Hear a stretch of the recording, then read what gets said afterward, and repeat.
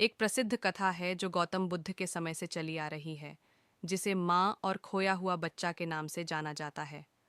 यह कहानी जीवन के दुखों का सामना करने और आंतरिक शांति को समझने में सहायक है। माँ और खोया हुआ बच्चा। एक बार की बात है कि एक महिला, जिसका नाम किसा गौतमी था, उसका एकमात्र बच्चा गंभीर बीमारी के कारण मर गया।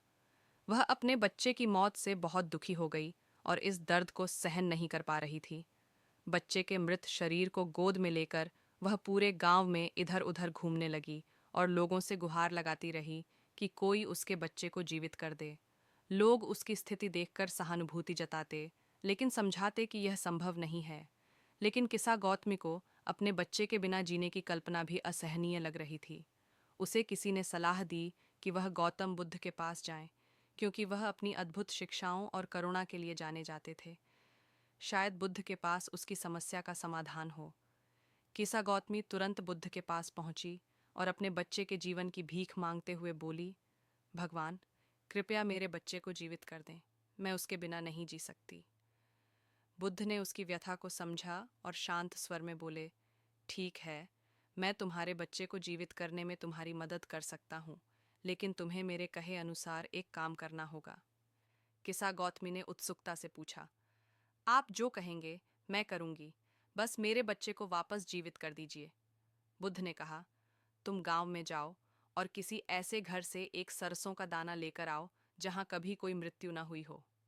किसा गौतमी ने तुरंत बुद्ध की बात मान ली और गांव के हर घर में जाकर सरसों का दाना मांगने लगी। लेकिन हर घर में उसे यही जवाब मिला कि उस घर में कभी न कभी किसी न किसी की मृत्यु जरूर हुई है। हर कोई किसी न किसी अपने को खो चुका था। धीरे धीरे किसा गौतमी को यह समझ में आने लगा कि जीवन में मृत्यु अवश्यंभावी है और उसके दुहक में वह अकेली नहीं है।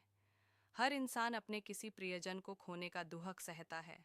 आखिरकार वह बुद्ध के पास वापस आई और बोली, हे प्रभु, मुझे अब समझ में आ गया कि मृत्यु अटल सत्य है। इस संसार में कोई भी इससे अछूता नहीं रह सकता। बुद्ध ने उसे सांत्वना देते हुए कहा, मृत्यु और जीवन एक ही सिक्के के दो पहलू हैं। दुख और सुख संसार का हिस्सा हैं। जो व्यक्ति इसे समझ लेता है, वही सच्चे अर्थों में शांति और संतोष पा सकता है। इस कहानी से हमें यह सीखने को मिलता है कि संसार में कोई भी दुख से मुक्त नहीं है। हर व्यक्ति को अपने जीवन में किसी न किसी दुख का सामना करना पड़ता है। जब हम इस सत्य को समझ जाते हैं, तभी हमें आंतरिक शांति और संतोष मिलता है। बुद्ध का संदेश था कि हमें दुख से भागना नहीं चाहिए, बल्कि उसे समझकर स्वीकारना चाहिए। तभी हम अपने मन को सुकून और शांति दे